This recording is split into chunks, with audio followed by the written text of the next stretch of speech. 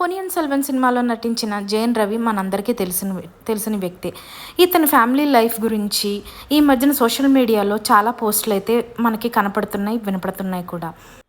జయన్ రవి గతేడాది అయితే నేను నా భార్య నుండి నేను డివోర్స్ తీసుకుంటున్నానని చెప్పి ఒక పోస్ట్ అయితే పెట్టారంట.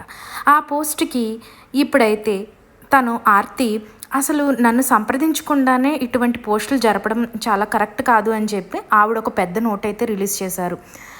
ఏమనంటే ఆ నోట్లో భార్యా పిల్లల్ని పట్టించుకోకుండా తన బాధ్యతలను అయితే మర్చిపోయి ప్రవర్తిస్తున్నారు ఆయన.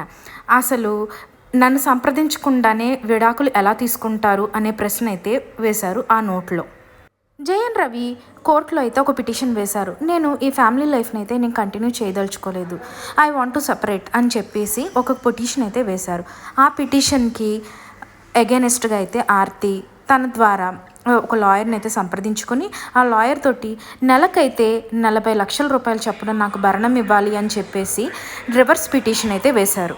మరి కోర్టు ఏం నిర్ణయిస్తుందో, ఎట్లాంటి తీర్పునిస్తుందో వేచి చూడాలి.